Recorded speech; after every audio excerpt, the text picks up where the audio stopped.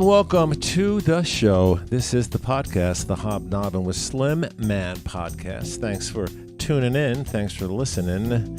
No matter where you is or what you're doing, I am your host, the Slim Man, Slimmy Bobemi, Slim Papa, Showstopper. And this podcast is all about conversations with creative people on both sides of the showbiz curtain. That means we have chats with the folks on stage, and we have chats with the folks behind the scenes. Today we're going to have a conversation with a guy who is both a behind-the-scenes guy and a guy who performs on stage. I'm talking about Paul Brown. He's a Grammy Award-winning producer, engineer, and guitar player. He got his start producing and recording vocals for a guy named Luther Vandross. Right now, here I am at Slim's Shady Trailer Park in sunny Palm Springs, California. I just read an email from a woman who invited me to the Nude Olympics. Seriously. Can you imagine you're at the Nude Olympics and you're watching the pole vault? Some naked man or woman grabs that 10-foot pole, starts running like crazy. Things are bouncing up in the air, flapping all around. You plant that pole, launch your naked self up into the air, and hopefully you clear the bar. And even if you do clear the bar, landing completely naked after falling 10 feet through the air can't be fun. And it can't be too much fun to watch, I can imagine. Nude swimming might be cool, literally. But things like, I don't know, running the hurdles naked, that could be painful. And how about like gymnastics, like the uneven bars? Could you imagine guys and gals doing a routine naked, swinging around in the air, stuff flying every which way? The dismount, wow, that could be interesting. Luckily, I can't go to the Nude Olympics. I've got a rehearsal the same day as the Nude Olympics. I'm playing with a big band, an 18-piece band, on Sunday, August the 27th, in San Diego, California. The show's at the Bernardo Winery, and I'm a bit concerned because, I don't know, let me describe it. Like when I play with the Slim Man Band, I'm pretty much making up arrangements and solos and stuff as I go along. I mean, I have the basic structure of the song and the set and how I want it all to go, but I'm playing kind of loosey-goosey for the most part. But when you're playing with 18 pieces, everybody has to be on the same page all the time. You can't improvise. Plus, there's a band leader who's conducting everybody, so I have to watch him, listen to the band, remember the exact arrangement. There ain't no room to improvise. Now, when all 18 pieces are in sync and swinging away, it's amazing. But if you get lost, it could be disastrous. So you got to stick to what's on the musical charts, and that ain't what I'm used to. What else? I just got back from Phoenix, Arizona. I was there to help my brother, the Slim Bro, get his house ready to sell because he's moving to Sedona, Arizona. One of the prettiest places that you'll ever see in the whole wide U.S. of A. And my bro, the Slim Bro, is moving there. And I was helping him get his house in Phoenix prepped up to sell. He wanted to replace the shed in the back of the shack, so he ordered a shed from Amazon. It came in 1 million pieces with 1 million screws and 1 million bolts, and it took us 5 hours and 45 minutes to put the whole thing together. I timed it. We didn't even take a break. We put the shed together in his living room because it was 107 degrees outside, and then we carried it to the back of the house. It was kind of comical, like the Three Stooges. We were inside the shed, holding it up with our hands on the roof, shuffling down the street. And if you were passing by, it looked like the shed was moving on its own down the sidewalk. And yesterday, I stained 2 flights of stairs. That's right. That's fascinating, ain't it? Well, I got a rag and some stain and some rubber gloves, and I went to work. It took a couple of hours, but I got it done. It wasn't so bad. I mean, I don't mind doing stuff like that, really. When I finished staining the steps, I took off my gloves and noticed that the middle finger of my left glove had ripped open. My middle finger was stained brown, and I couldn't get it off. So I went to the grocery store and was examining the garlic, and I was getting some strange looks from the produce guy. I mean, Lord knows what he thought, me and my brown middle finger fondling some garlic. Anyway, I told my brother to pick out a recipe from the Slim Man Cook's cookbook, and I told him I'd make dinner, so I went a-shopping. My brother wanted pasta carbonara, which is basically pasta with bacon and eggs and cheese. It's kind of like a egg McMuffin over spaghetti. It's one of my favorite dishes. It's so good. But it's a heart-stopping, artery-popping glob of goo, which is why I only make it a couple of times a year. It's made with eggs and pancetta and Parmigiano cheese, and she was so nice. Man, it was good. It really was. I put the recipe up on slimmancooks.com, and it's free for all you slim people. All right, let's dig into my chit-chat with producer, engineer, guitar playing, Grammy Award-winning Paul Brown. We had our conversation in his studio in his house. Paul has produced and mixed dozens of number one songs for lots of artists, and I expected his studio to be some kind of slick, modern, state-of-the-art place. But when I walked into his house and he led me to the studio in the front room, it was kind of, well, funky. That's what it was. It was funky.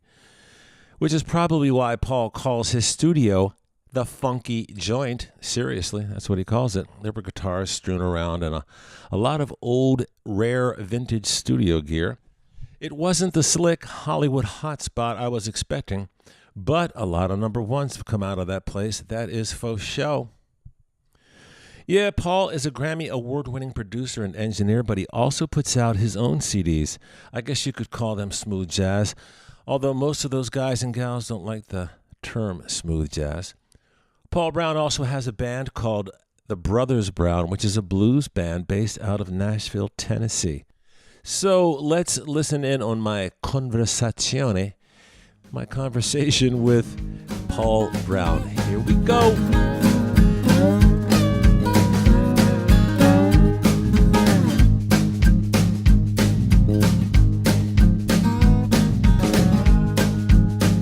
So I didn't know you had a blues band. Yeah, well, I met this other guy, Paul Brown, who's a B3 player and a writer, and he produced Bobby Rush, and he was up for a Grammy the same year I was up for one for Summer Horns, and we were sort of making fun of each other because we're the same name and everything, and then we met at the Grammys, and sort of became friends and thought, well, let's start writing some songs together. And then after we did, we said, well, let's start a band with two Paul Browns and call it Brothers Brown. And my manager said, if you're going to do that, you got to get out of L.A., get out of your comfort zone and go do something with guys that just do that all the time, So that's what I did. And I went down to Nashville and started this band with these guys. And it's been a trip because it's been more than 35 years since I was actually in a band, and being a solo artist is one thing, but being in a band is a whole other thing. And a lot of the emotions and stuff, the political stuff, personal stuff with the cats, and it's just a trip to have to worry about four people all the time, and the differences, and the people that are, they're working on different things, I'm working on different things, and it's difficult to get it together, but it's really fun when it does come together. When did you start it all? It's been about a year, going on a year, and we put our CD out last year in September called Dusty Road by Brothers Brown, and it's out there. How'd you do it? Did you just go in the studio and cut it live? You weren't like layering this stuff, like sending it back and forth from L.A. Actually, we did it that way. It's funny. I was writing the songs with Paul and this guy David Santos, a bass player, and we would write online and send stuff back and forth and work on the lyrics together and so on and so forth. And then the bass player and drummer got together in his studio in Nashville and cut the tracks. And then he would send me the bass and drums, and then I would put guitars and then do the vocals. and then send it to Paul, and he would put down the B3. So it was piecemeal, but when you listen to it, it doesn't sound like that. It sounds like we're all together, and we're all pretty good at doing that. And I mean, I'm sure it would have come out. I mean, initially we intended for those to be demos, and then when we got a record deal or decided, okay, we're going to make this for real, that we would get together in the studio and do it like that. But when I finished up the production on the songs just the way they were, everybody was just sort of enamored with the way it came out, and we said, well, you know, it would be different if we got in the studio together, but it's really a nice project the way it sits, and it sounds a lot like the band, and the band. Yeah, the group, the band, and that kind of thing. And it's really, really nice. It's a combination of a lot of different things, and it's not just blues. I mean, it's definitely got some jazz, some folk, some, you know, lots of... I was a Deadhead growing up, you know, and it's got a lot of those elements. A Deadhead? Oh, yeah. You know, they definitely have their own style. I was really a big fan of Jerry Garcia, you know, guitar playing and his lyrical style of playing. And so... When did you get into the blues? I mean, that's I mean, when I was, you know, it was really weird because I really was not listening to jazz growing up, you know, and it wasn't until really I met Boney, because I was working with Luther Vandross and Shy and these other R&B acts, and listening to like Eric Clapton. I love the Beatles, love the Dead, you know, and when I met Boney, he knew I was working with Luther Vandross. And you know, during the, it was actually Bobby Caldwell who hired me to mix his album and go on the road with him. And Boney was playing with Bobby Caldwell at the time. This was late '80s. You go on the road with him doing what? Playing? I was doing sound. Sound. I was doing front of house and recording. Because back then I wasn't making records as an artist. I was only producing. And recording. I do a lot of mixing and stuff like that for other artists. So I was mixing Bobby Caldwell, and he wanted me to go on the road with him, which I hadn't done a lot of, and mix his house sound and record in Japan. So I said, well, okay. And then Boney was in the band, and he was Jim Oppenheim at the time. And we sort of hit it off on the road, and he was like, man, I really would love for you to produce a record for me. And I was like, well, because I really hadn't done jazz and I really wasn't listening to it or anything else. So I said, well, if you change your name, first of all, from Jim Oppenheim to, we came up with Boney much later, but, and we do a Luther Vandross record with saxophone, I'm in, let's do it. So that's what we did, the Trust album, which we did in 1990. Was that with a label? It was with this little label that I had been working with and mixing for and stuff like that. It was actually David Benoit hired me to mix a Sam Rainey as a sax player record. And that's my first experience with smooth jazz or jazz, whatever you want to call it. And so when I did the thing with Boney, I mean, the record was very urban because that's the kind of stuff I was working on, like Luther Vandross. And, you know, it was the first time back then it had a huge impact on the jazz market because it sounded like a urban R&B record, but it had saxophone on it. And people were like, whoa, wait a second, what is this? You know, because at the time it was like Grover Washington and David Sanborn. Those were the two guys that were really doing it, you know, and Kenny G to an extent, and but his stuff was much lighter. So, you know, we had the big 808 kick, and we had the, you know, serious urban vibe on it, and he sold 1 million records. So Boney then, did? Yeah. So then everybody was like, wait a second. Of that first record? Who is this guy? And then Warner Brothers called me and said, we want to sign Boney. And it's like, great, you know. So we signed a deal with Warner Brothers, and they bought the first record, Trust record, from Spindletop Records. And that's kind of the evolution of the way that happened. And and in doing these records, I started to get calls from a lot of different, you know, jazzers. I mean, then I worked with Peter White and Rick Braun and, you know, then George Benson and Al Jarreau. And it was kind of like I was having so much success with Boney, and everybody sort of wanted to jump in there. And that urban sound, everybody started doing it, and it sort of became too much at one point. And but that's kind of how I got involved. So before that, I was really not doing that at all. So my whole youth, I started on drums, you know, and I was in bands playing drums. And even then I was writing the songs and kind of arranging the songs and producing, you know, that kind of thing. So, and playing guitar as well. But when it came to doing my own records, it kind of came as a surprise, because I was writing the song probably for somebody like a Kirk Whalum or a Boney, and I wrote the song 24/7. And I played it back, and it was the first time I ever said, "Whoa, that sounds like a finished product on my own playing." And I was kind of taken aback by it. And then I played it for some people, and they were just like, "This is great. Who is it?" I said, "Well, it's me." And they said, "Well, do some more." So I did a few more songs, and that became my first CD. And I was lucky enough to get signed to GRP. First record was on GRP? Yeah. I did 2 year records. Is this? That was 04. So I had been producing. Who was the vice president then? Was it Carl Griffin, or was it? No, it was Ron Goldstein and Ron. Tommy LaPuma. Tommy LaPuma was the one who signed me. How did you get into production? I mean, were you like a big admirer of producers? Were you like I was, checking out yeah. like Roy Thomas Baker and Tom Lord Alge and Mutt Lange and definitely. I mean, well, actually, way before that, but. Because my parents are both singers. I don't know if you knew that, but so growing up, I was always in the studio with them. They're background singers, and they were in the Meltones, and they've sung with Sinatra, and, right. And all of that. And so I was always going to the studio with them, and I would always sit in the booth. And, I was always enamored with the engineer and the producer. I was like, this is what I want to do, but I was drumming back then. So when I got married, my brother-in-law at the time was Lee Hirschberg, who's a very famous engineer, did Sinatra stuff. So he called me after I got married and said, "Hey man, how are you going to support your wife?" I said, "Drumming as usual." And he goes, "No, you're going to start working for me." So that was when I was 23 years old. We got married in 1979. And so I went on that Monday and started working for Warner Brothers, and assisted Lee Hirschberg and Al Schmidt and other engineers. So as that started, and I started engineering more, and I started bringing my bands in that I was playing with on the weekends to produce.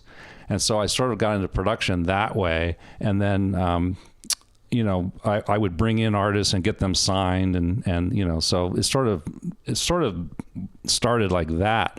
But I was basically engineering, like for Luther and all these groups, and then sort of co-producing a few things, but mainly engineering and mixing. So when it came to the thing with Boney, that was really a first of, okay, I'm producing, I'm mixing, I'm doing it all. And so that really pushed my production career along.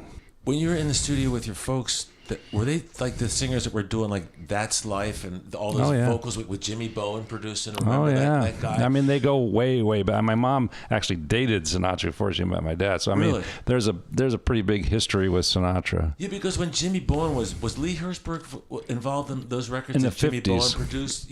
At that when they started coming up with that style of all this, Everybody Loves Somebody Sometime. They got all the vocalists singing in the background and the Ray Charles singers and stuff like that. That was kind of their thing. Yep. Yeah. Wow. And you started engineering just like whatever would come in the door, you like the house engineer at Warner Brothers? I was, but I also was bringing in my own things. And it's weird the way, people get work and people find out about you and stuff like that. Because I was actually producing this R&B singer named Reggie Burrell for Epic Records, Portrait actually, which is the same label as Luther. It was just a kid that I found that I brought in the studio, did some demos, and I got him signed to Portrait. And so I was doing that record, and when it became time to mix that record, Frank Rand, who was the head of Portrait at the time, said, "Well, who do you want to mix it?"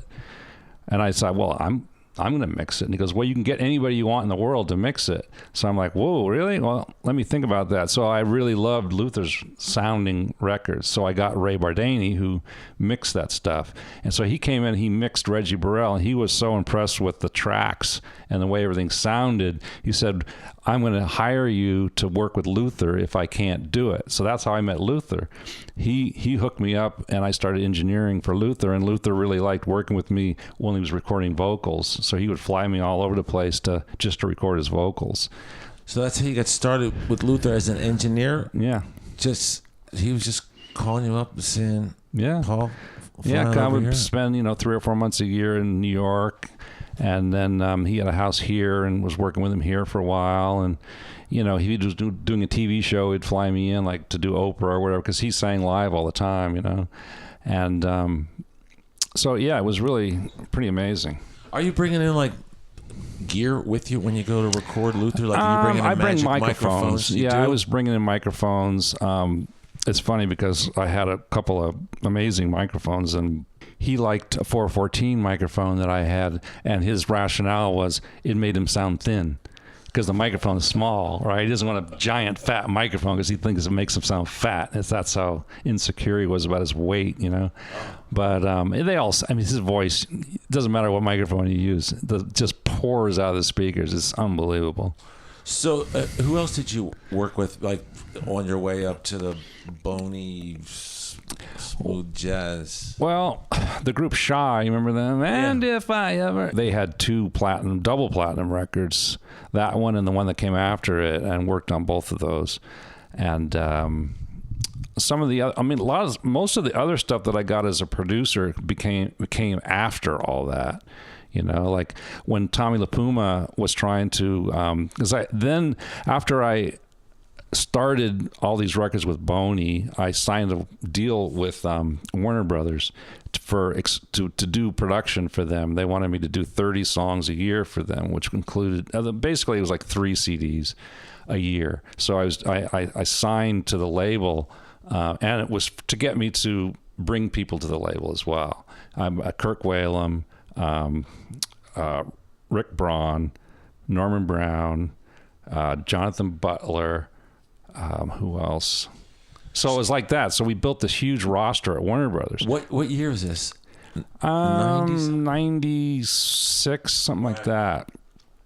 Yeah, mid-90s. Yeah, when the smooth jazz thing it was just killing back then. Larry Carlton, Bob James. I produced all these guys. Really, the head of the company, Matt Pearson at the time, was really not into smooth jazz. So anything that was smooth jazz, he just handed over to me, But he also got people to come to the label because of me, because of the success we were having with Boney, that people wanted to record with me, And then I did those 2 Kirk Whalum albums that really did well too. And then Larry Carlton had a platinum record with Larry. I did 2 for him. And then, it just kind of went on and on. Producing and engineering. Yeah. For me, I've always been fascinated with producers, like from like Norman Granz, like when the stuff he did with like Ella and Lewis and the Oscar Peterson trio, and the story of, how he was like in a cab in New York and heard some live recording in Toronto and wanted to find out who the guy was and flew up and signed Oscar Peterson. Wow. And then you read about, like, he was just there, like, to capture something, and then you look at what a Mark Ronson did with, like, Amy Winehouse.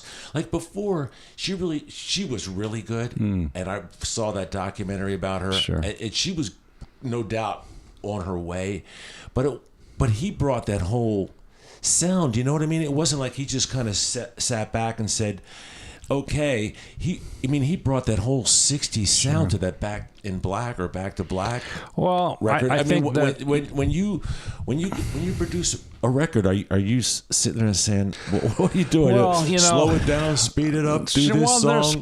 There's all of that. Essentially, I think if you asked people or listened to some of the body of my work, you'll find a sound. The other part of it that's super important is the performances themselves. Like with Boney, he would play, and when the hair stood up on my arms, I knew we were done, and if it didn't, then we keep going. And so I got really into performances, and after working with Luther, was pretty focused on, like, melodic structure and the way dynamics in that process really affect you when you're listening. Because Luther was like, when it came to the chorus, he lots of times he would suck the emotion back and get almost whispery, but it would suck you in, Yeah. And it wasn't always about volume, especially with Luther. And Boney incorporated a lot of that because it woos you more than it does push at you, And saxophone can be very forceful. And a lot of the guys that had a lot of success with like David Sanborn, it's very forward and very pointed, and that kind of thing we kind of went in a different direction than that, and made it much more about pretty much like what women wanted to hear. It's like they don't want to get poked at, they want to get caressed, and it's kind of like that. Stop poking me, will you please? Stop poking me with your saxophone. Can you put that thing down?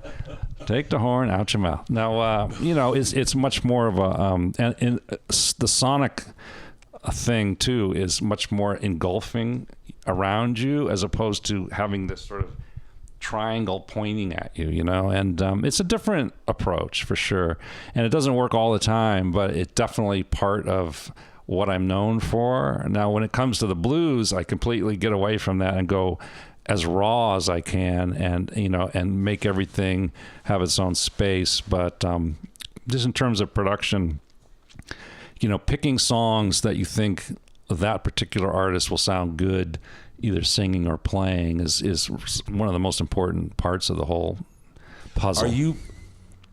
Are you picking the songs? Are they submitting songs to you and saying, what do you think of this? I'm also writing a lot. You were writing songs as well? Yeah. A lot of the songs, pretty much all the songs with Boney were co-written, and probably 75% of the songs that I produce, I co-write. Really? So that's a big part of it. You're also obviously arranging the songs, right? So you're sitting there saying, okay, like after the chorus, let's put like a one measure rest here and then have a little bit of breathing space. And that kind of goes back to when I was in the bands and arranging the songs, and I was always into that, I like the sort of mathematical part of music as well, and I was a math major in college, and to me they go together. Yeah, it's all mathematics. Yeah. But the whole emotion, and that comes as a part of mixing as well, because I notice, because I was done so many sessions with different producers and different engineers, I hear the way different people do things, and it's interesting to me because a lot of people will say, well, the mix is great when I can hear everything perfectly, but that's really not the case. The mix has to move you emotionally, and that can come from different elements, and depending on what elements are there to even work with to begin with. But the music has to have a feel to it, and that's what Lee Hirschberg does so well, and Al Schmidt and these guys. The music actually has a vibe to it that you can get to, and but I hear a lot of guys mix, and I don't really get it because I listen to it and it's like I'm not getting that at all. I'm not getting an emotional impact. I hear everything clearly, but it doesn't move me, and that's the problem. Especially back in the day, it was amazing. The arrangers who were almost more important than the producers Absolutely. were. Like you think about what Quincy Jones did with Count Basie, and those like the comp, comp guitar parts and the little piano ding ding on "Fly Me to the Moon" and what Nelson Riddle did with Frank Sinatra. Weird flute parts in "Summer Wind" that are in a different key. It's like and hold a little unique space in the sonic thing, you know what I mean? Absolutely. It's a lot about arrangement, almost as much as it is about production. And back then, you really didn't have, the producer wasn't really the guy. It was true. like more like an arranger, like the Nelson Riddles and the Quincy Jones.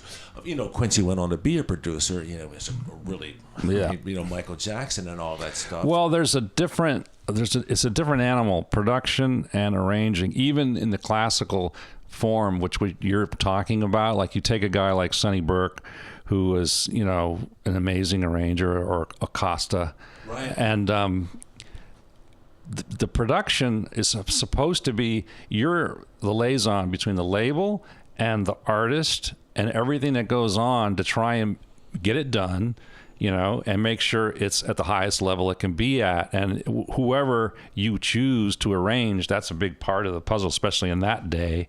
But if you take the producer out of the equation, even then, you never know what you're going to get. You're going to get an artist saying, I don't like this because of that, or an arranger saying, no, man, I don't want to modulate here, or I want to do this, or I want to do that. And somebody has to be a mediator, and that's kind of another job that a producer does, and keep it going on budget, et cetera, et cetera.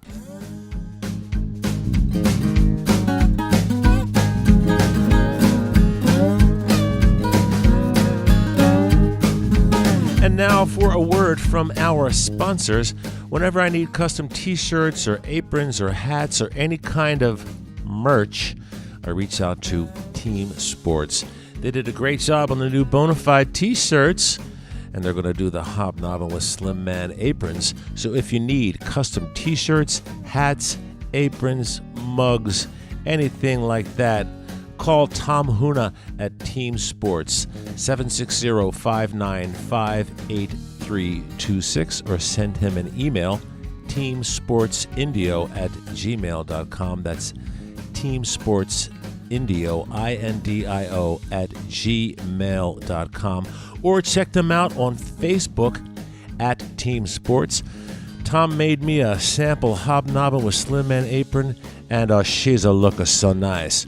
So when you need some merch, reach out to Tom Huna at Team Sports.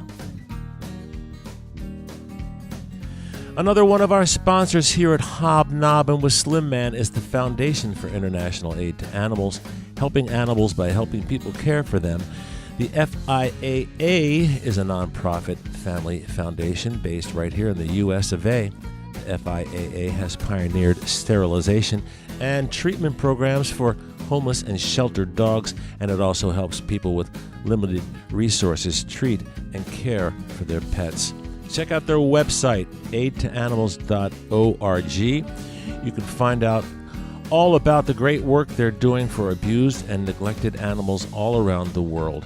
They give support to wildlife rescues, sanctuaries, and reintroduction programs. They've funded documentaries to bring attention to the problems of homeless and unprotected animals. It's a real inspiration to see an organization that cares so much and that does so much to help.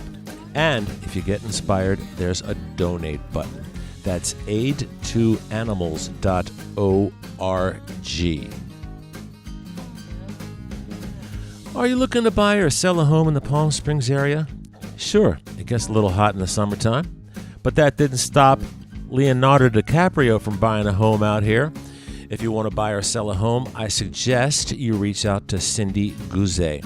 She's with Berkshire Hathaway. They're a good company, and she's been living in the Palm Springs area for the past 20 years or so. She knows the real estate market like nobody else. She's got years of experience, and she's the go-to gal if you're looking for a condo or a house or a vacation home. As a matter of fact, when Guns N' Roses were in town for the Coachella Festival, they turned to Cindy Guzet to find them a place to rent for a couple of weeks. So, no matter what your real estate needs are, you need to reach out to Cindy Guzet. Give her a call, 760-485-2505, or send her an email at cindy.guzet@outlook.com. That's 760-485-2505, or cindy.guzet, that's G-U-S as in Sam, E, @outlook.com. And now let's get back to my chat with Paul Brown.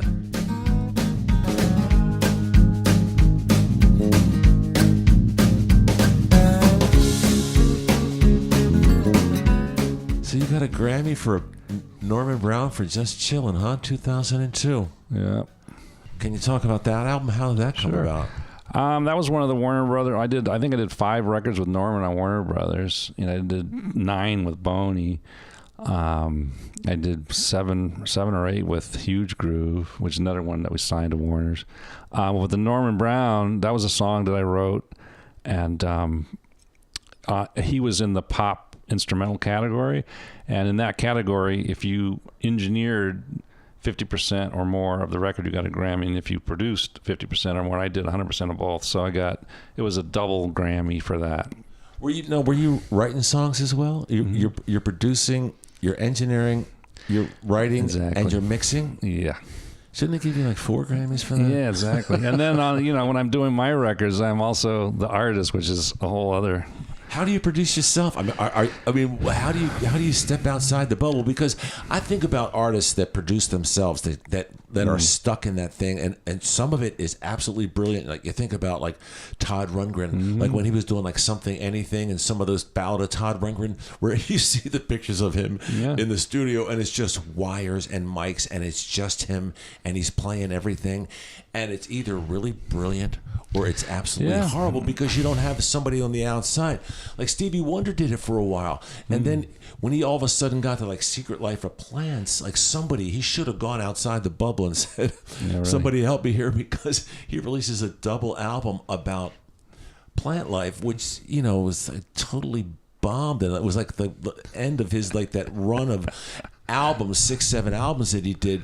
How do you, like, you know what I mean, when you're like producing yourself, how do you get perspective it's weird on what you're because doing? I mean, I have an advantage because I basically produce all the time, so it's kind of natural for me. You're working with a record company. Do you just do whatever you feel like doing at this Pretty point? much. I mean, that's the one great thing about smooth jazz. This over the years has been we've pretty much done the records and handed them in.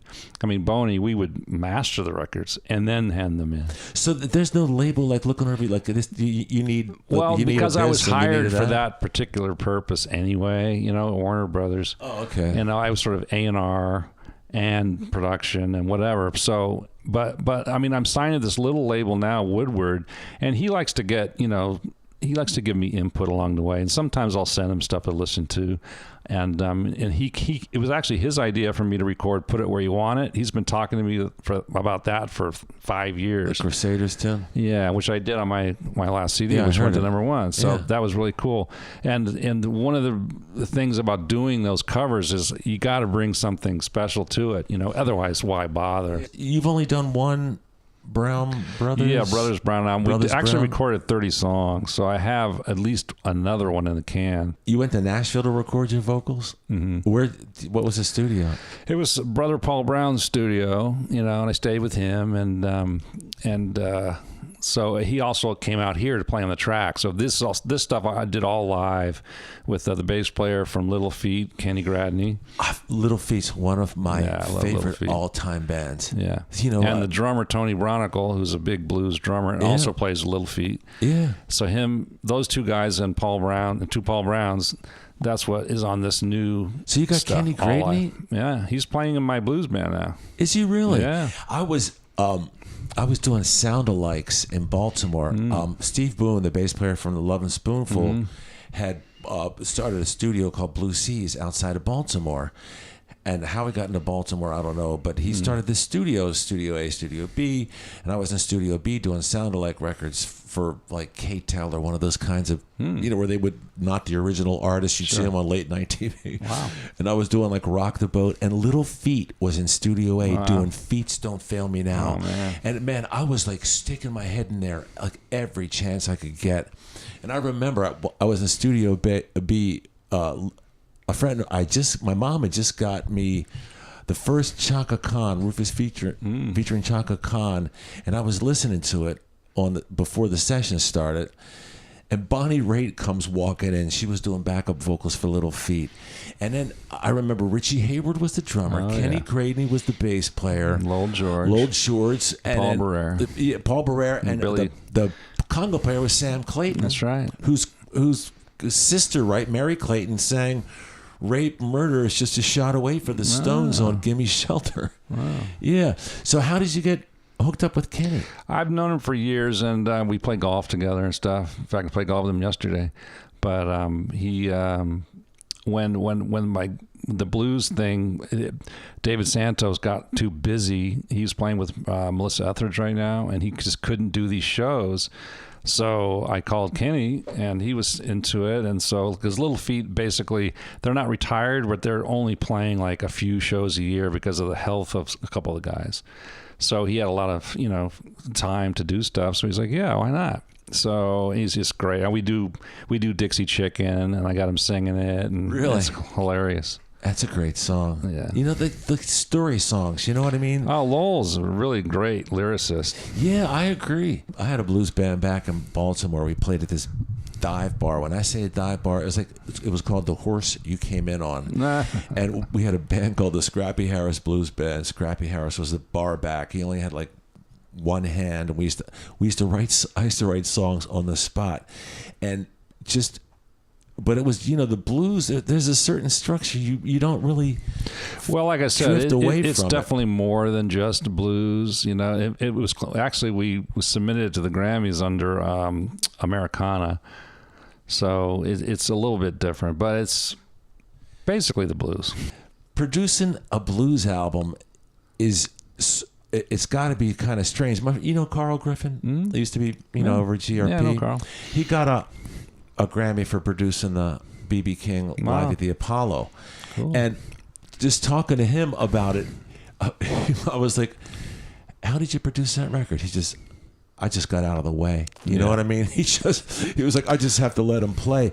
It was B.B. King and Ray Charles on the bill. And at the last second, Ray Charles wanted $30,000 advance before he would let him be on the live record. So Carl made the decision and said, let's just do it with BB.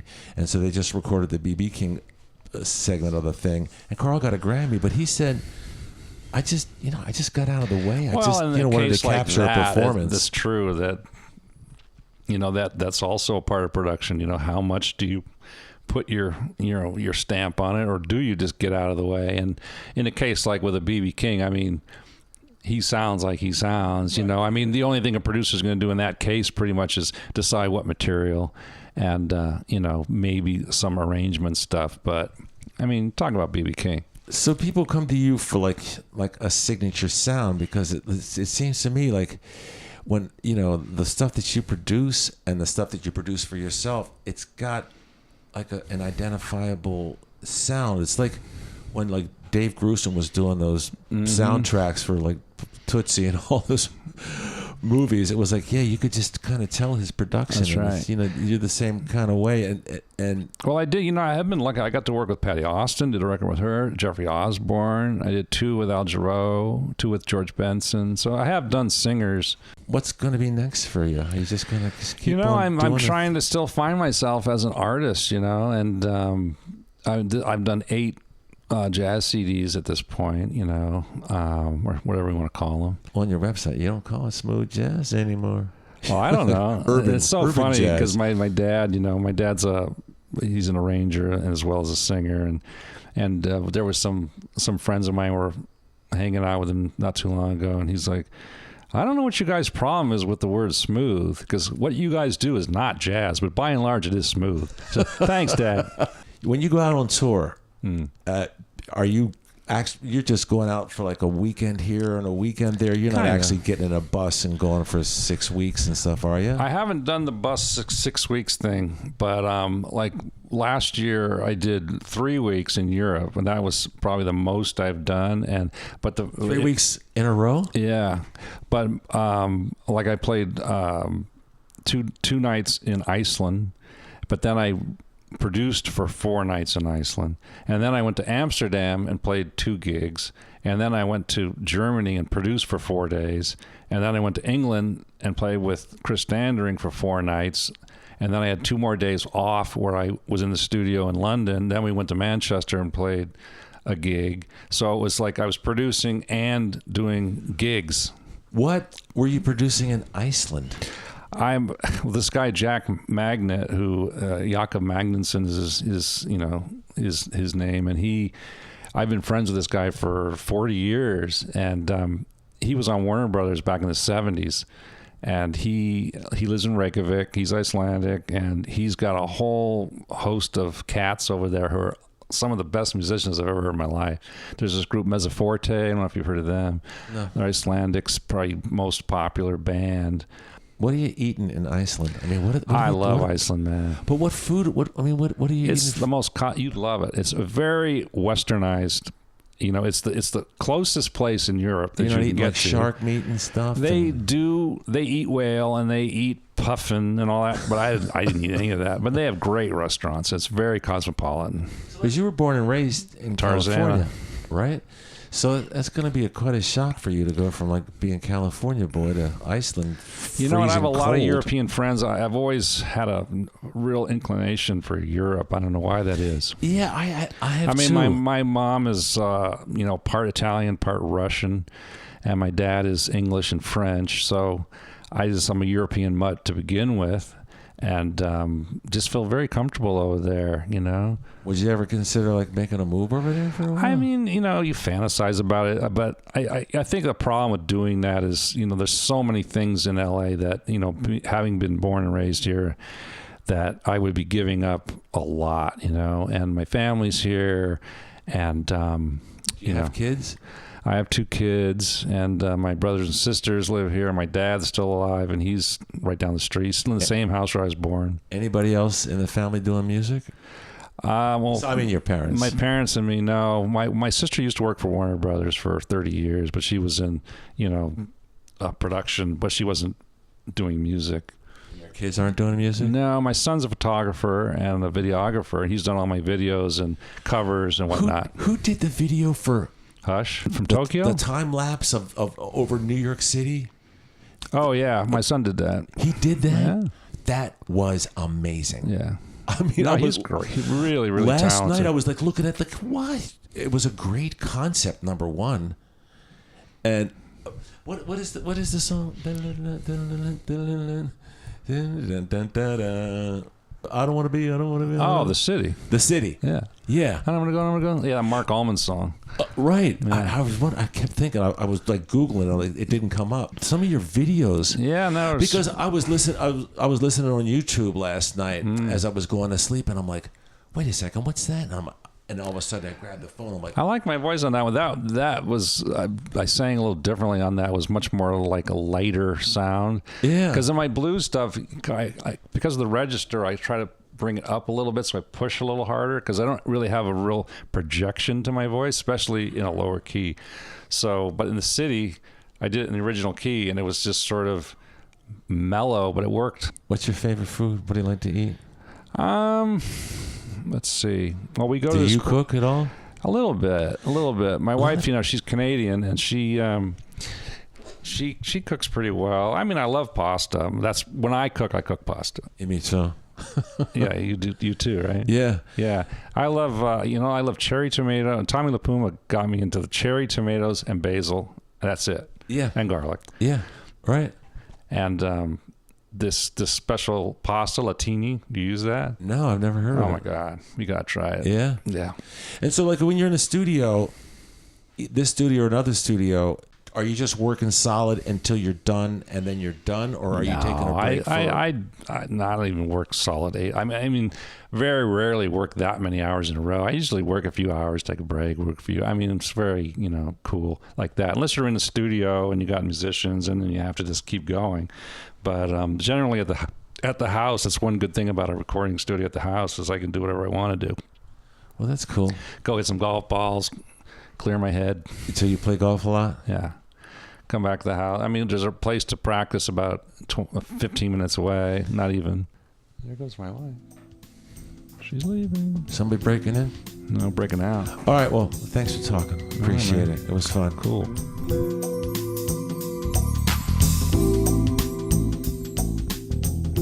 So that was my chat with Paul Brown. What a talented guy. And a nice guy, too. He's a good man, that Paul Brown. Paul mentioned his dad in the podcast. His dad was in the music biz and lived close to Paul. And soon after we did our interview, Paul's dad passed away. And I just want to express my condolences to Paul and his family. Before I left Paul's studio, he gave me a copy of his blues CD, a CD called Dusty Road. It sounds like the band meets Little Feat at Boz Scaggs' house. Really good stuff. And Paul sings on this CD, something I didn't know he did. I love the blues. Yes, I do. When I was living in Baltimore, I had a blues band called the Scrappy Harris Blues Band. We played at a place called The Horse You Came In On. I mentioned it in the podcast. The Horse You Came In On was a real dive bar, one of the oldest bars in America, the kind of place where they give you a basket of peanuts and you throw the shells on the floor. Well, the Scrappy Harris Blues Band used to play at The Horse You Came In On every Wednesday night. There were rarely any people there, just the guys in the band, the bartender Annabelle, a barback named Love Machine, and Scrappy Harris, a young guy who used to hang out and drink bud and smoke weed and Marlboro Reds. Scrappy looked like a homeless kid, but it turns out he was a trust fund baby, had more money than he knew what to do with. He just liked hanging out at the Horse and listening to the band. So I named the band after Scrappy Harris. I wrote most of the songs right there on the spot. The band would start playing, and I just start singing funny blues songs, kind of like Adam Sandler meets the Rolling Stones. One night we decided to record the band live, and we put together a CD called The Scrappy Harris Blues Band Live at the Horse You Came In On. And here is a song from that CD. It's a song called Annabelle, a song that tells the story of the horse you came in on, Scrappy Harris, a guy named Love Machine, and Annabelle, of course. It goes a little something like this.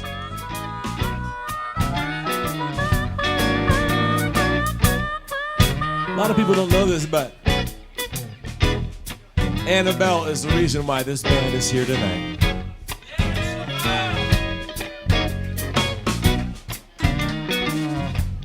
We decided to immortalize Annabelle in song.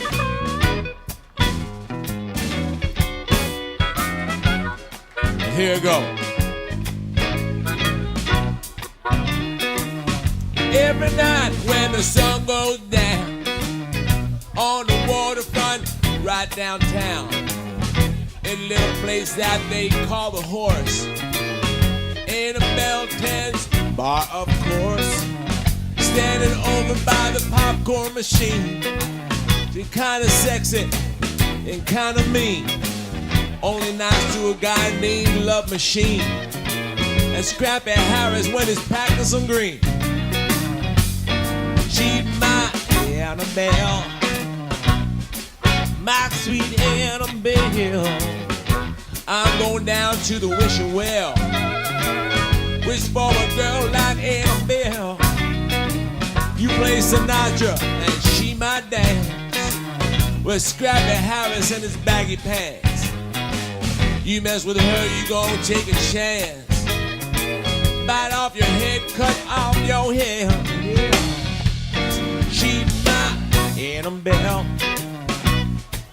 my sweet Annabelle. I'm going down to the wishing well, I'm gonna wish for a girl like Annabelle. Hey Jim, talk to me, baby.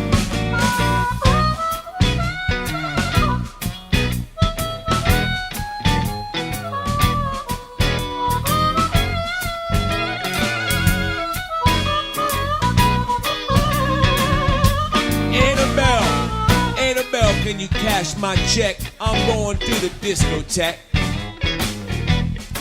I'm gonna go out and get really wrecked, try to lose what little bit I have of my self-respect. She's my Annabelle, my sweet Annabelle. I'm going down to the wishing well and wish for a girl like Annabelle. Hey Bobby, talk to me now, daddy.